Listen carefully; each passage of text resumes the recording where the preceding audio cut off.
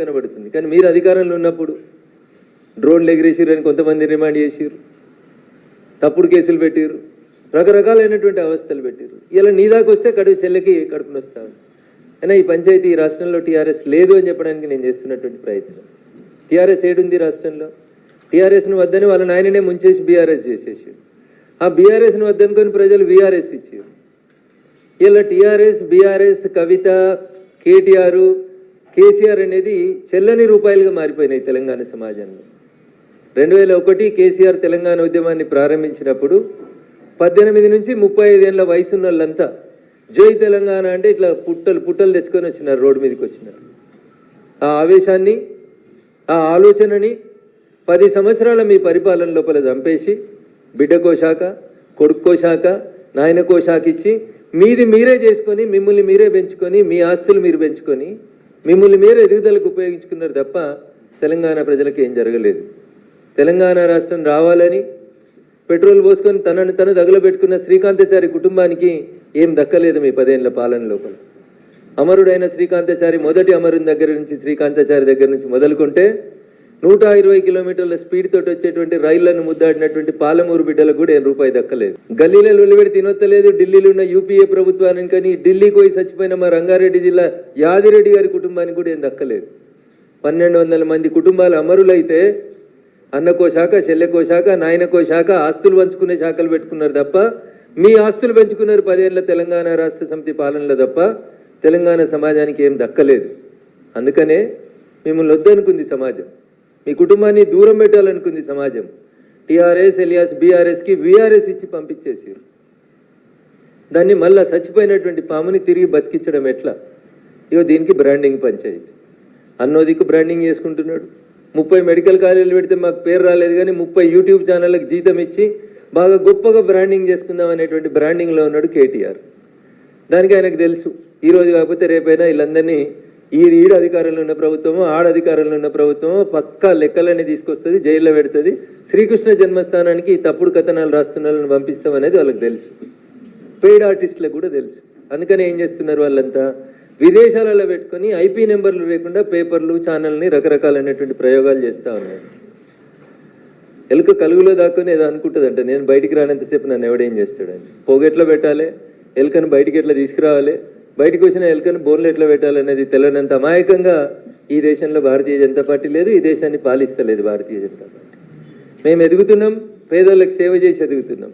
మేము ఎదుగుతున్నాం, రైతులకు దగ్గర ఎదుగుతా ఉన్నాం. మేము ఎదుగుతా ఉన్నాం, ఈ దేశంలో ఇన్ఫ్రాస్ట్రక్చర్ డెవలప్మెంట్ చేస్తూ ఎదుగుతా ఉన్నాం. నరేంద్ర మోడీ గారి నాయకత్వం ప్రపంచానికి మార్గదర్శనం చేసేంత గొప్ప స్థాయికి ఎదిగింది. ఇప్పుడు వచ్చి వాళ్ళెవరో వాళ్ళ కోసం వాళ్ళని వాళ్ళు బ్రాండింగ్ చేసుకోవడం కోసం చెల్లని రూపాయి అయిపోయింది.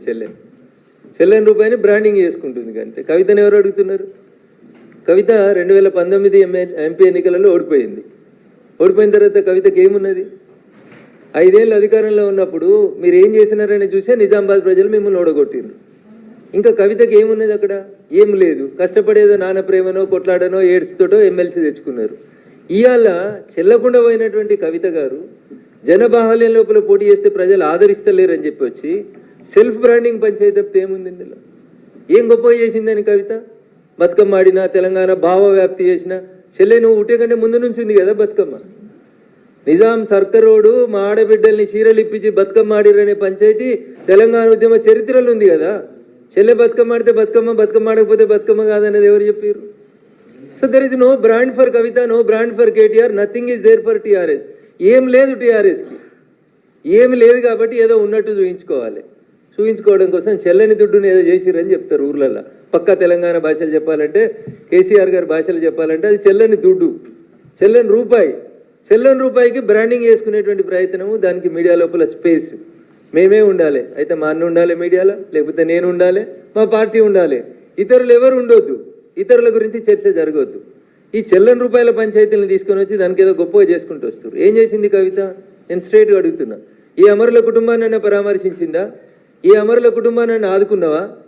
అరే మా జిల్లాలో నాలుకల్ మండలం లోపల ఒక సోదరుడు చచ్చిపోయాడు. ఇక్కడే ఉస్మానియా యూనివర్సిటీ క్యాంపస్లో చచ్చిపోయినాడు.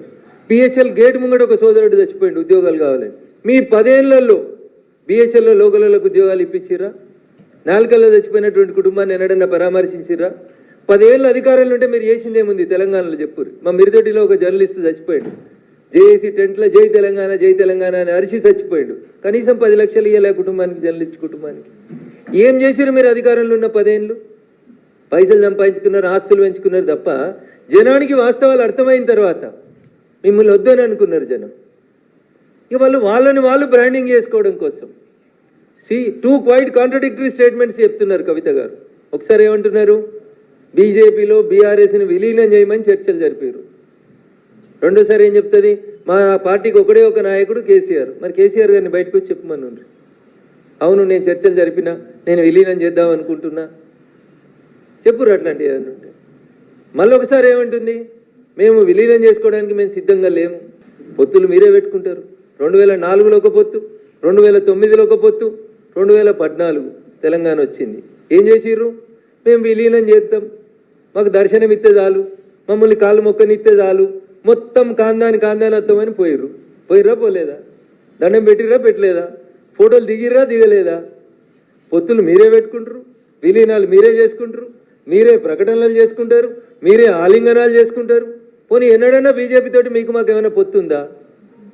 ఇవాళ ఈ రాష్ట్రంలో భారతీయ జనతా పార్టీ ఒంటరిగా ఎదుగుతున్న బీజేపీని చేసేందుకు చెత్త పంచాయతీలు, చెత్త స్టోరీలు తప్ప ఏముందన్న అందులో? ఎవరు అడిగారు నిన్ను విలీనానికి?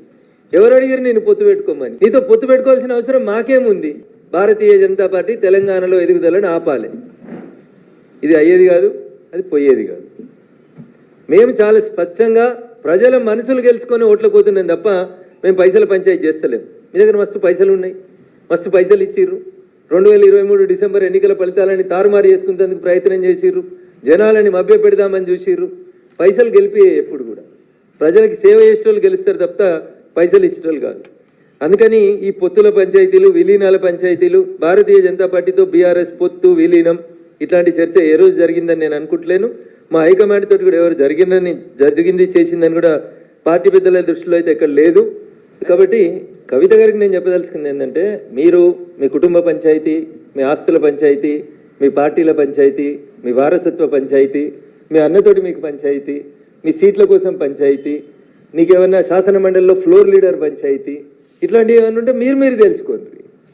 శాసన మండలిలో ఫ్లోర్ లీడర్ తిరిగిపోతే కొట్లాడుకో మీ నాయనతో తలపెట్టుకొని. దానికి చిట్చాట్ల పేరిట మా పార్టీని, భారతీయ జనతా పార్టీని అనవసరమైనటువంటి వివాదంలోకి లాగొద్దని సోదరి కవిత గారికి నేను ఈ సందర్భంగా చాలా స్పష్టంగా చెప్పదలుచుకున్నాను.